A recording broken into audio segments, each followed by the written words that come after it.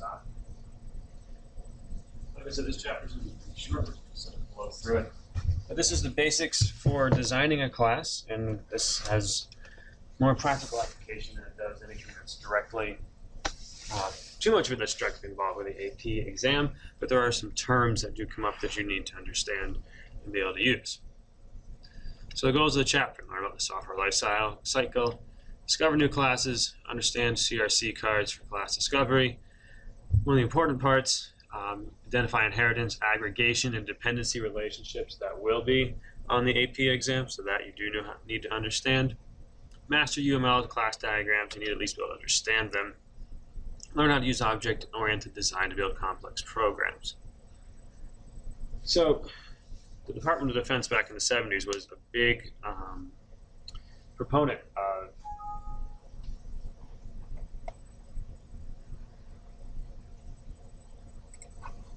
of a formalized approach to software development.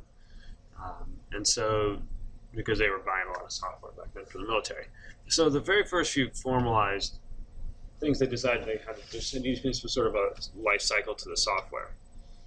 So the concept of software life cycle encompasses all the activities from the initial analysis until it's considered obsolete and no longer valid, which for some programs can be almost an infinite amount of time. A formal process for software development that is a very set and standardized process for doing it, describing the phases, giving guidelines, then the actual development process, analysis, design, implementation, testing, and then finally deployment. And one big thing is that if you want to consider yourself a computer programmer, that is fine, not what you consider to be a software engineer, who would be somebody that actually sort of designs this sort of thing. You know, the design phase, how it's going to be implemented, how this program is going to be put together to meet the vendor's requirements. But you will never, like those two careers per se, even though you can get different like titles in college, they are not separate. You will, if you are a programmer, you will be doing software engineering whether you like it or not. If you are a more dedicated software engineer, you will probably end up having to do some programming.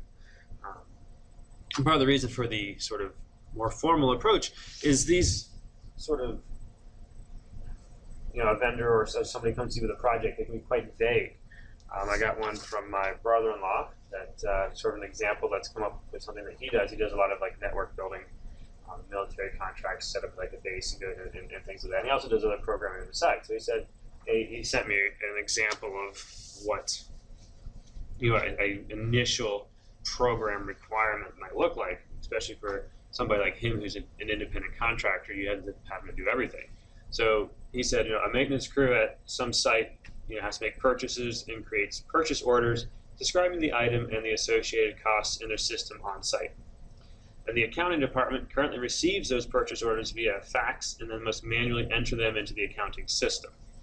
Even with regular reporting, sometimes the company doesn't actually invoice the product for several months. This creates confusion when the accounting department attempts to match those purchase orders to the invoices. So that's sort of the problem that they want a solution for. And then you as a programmer would be sent the job of figuring out a way to make the on-site purchase order system actually talk to the accounting system, sort of knocking out the faxing and manual invoicing of the data. So communicate with the accounting system to intelligently synchronize and match the invoices to a purchase order. So that's sort of as much information as you might get, and then you have to come up with a way to program this, and not just program it, but create an interface that the user, a user can use without a lot of trouble. It can't be very technical. You don't know if the person using it is a programmer. Then you have to get it to the vendor, and the vendor has to approve it, and then they have to use it. But often when they're doing this sort of thing, they don't really know. Like your first time through, you can never know what you really want. So there's a few different models of design. So the first part would be the analysis of the problem. So decide what the project is supposed to do. You get a vague description. I want my purchase order system to be able to talk to my invoicing system. Well, okay, that's not necessarily very specific. At first, for this part, you're not going to worry about how it's going to actually get the task done. You just need to know what the task is. You're going to create a requirements document which describes what the program will do A user manual tells the user how to operate the program, or at least how to operate enough of the parts that you want them to touch. The performance criteria. So then you're going into the design phase, actually creating this thing. So how to implement the system, how it's going to work now that you know what it should do. Discover the structures. Decide what classes and methods you're going to need. Remember, classes from, I don't know what chapter it was, back in the beginning, classes would be essentially like a noun, a car, or a bank account. And methods are going to be verbs. A bank account needs to be able to perform a withdraw method, that sort of thing. Then the output. Description of the classes. The output of your design phase should be an out description. Diagrams showing the relationship among the classes, inheritance, interfaces, that sort of thing. Implementation of your design. Actually writing and compiling your code. Code implements the classes and methods, you could say, that were discovered in the design phase. Run your program. Make sure it works. Then testing. Now you got a program that works. Now you got to essentially try to break it to make sure that users don't come up with something that you didn't think of. So run tests to verify that it works correctly. Get a program run report. Get a report of the test results. Then we're going to deploy it. Then we're actually going to have the user, the customer, install in some way this program and actually start to use it. Make sure they use it for the intended purpose. So this is an old style sort of visual diagram of the software life cycle. It's called the waterfall model. You can see where at first you start out with analysis phase, going straight into design phase. Once each phase is completed, you then walk down the next phase. That's all well and good, but it's a little too restrictive. But once I start my design and I implement, I go to testing. What if somewhere in between there, the customer decides they need to change something? Well, at this point, this doesn't have that sort of thing built into it. So that sort of lends itself into more of what's called the spiral method. Okay? So the spiral model. And this breaks down the development process into multiple phases. Early phases focus on the construction of prototypes. You look at page 532 in your book, you'll see it. So I go all the way through the entire design life cycle, from analysis all the way through deployment with a prototype. And then we get another prototype and we do it again until you finally make your final product. Okay, so you make one run, you show it to your vendor, or you decide this way approaching it's just not going to work, and then, or if you get it to work, you just take it to the customer. They decide if they like it or not. Let's tweak a few things. We actually now need it to do A or B, and you send it through the whole cycle again.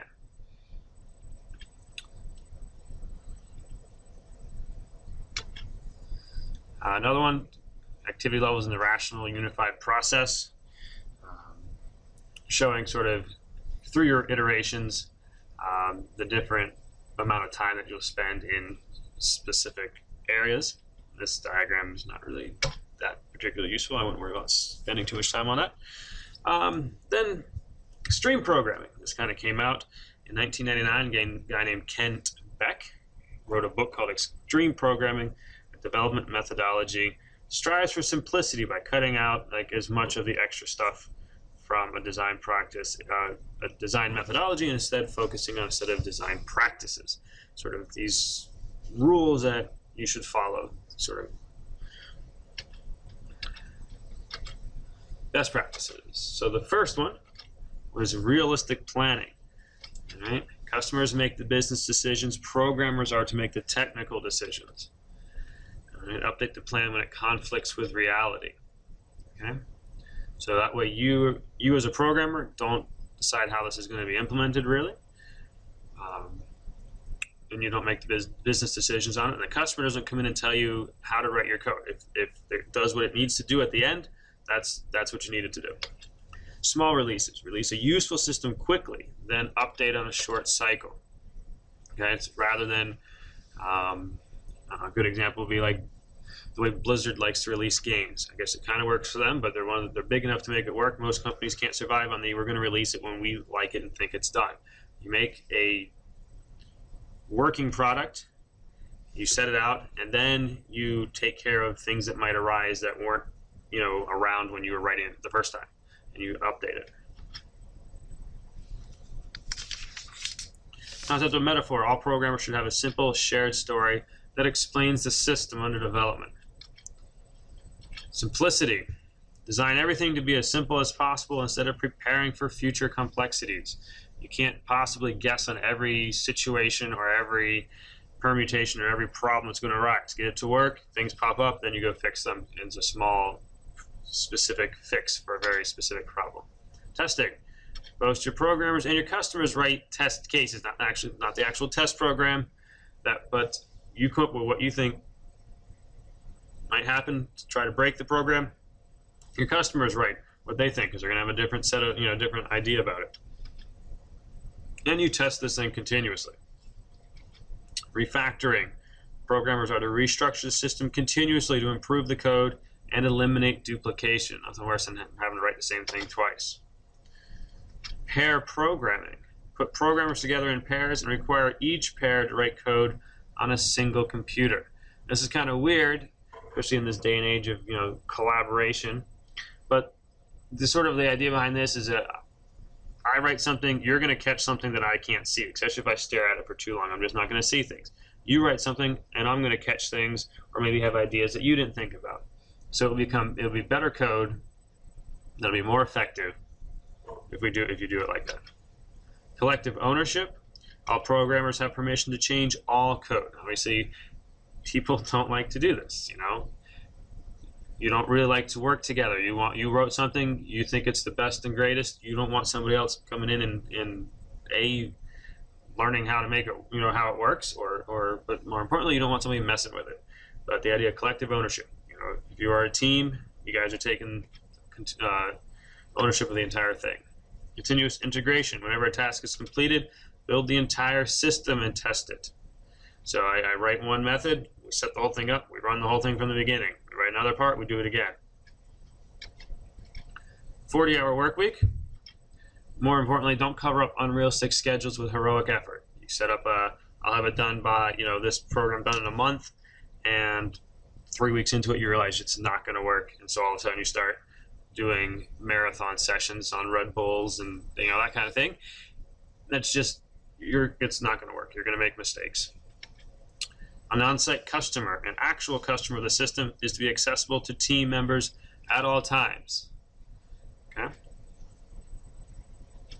Coding standards. Programmers are to follow the standards that emphasize self-documenting code. So that's the end of section 12.1. So we'll go through a few quick self-check questions. So suppose you sign a contract promising that you will, for an agreed upon price, design, implement, and test a software package exactly as it has been specified in a requirements document. What is the primary risk you and your customer are facing with this business arrangement?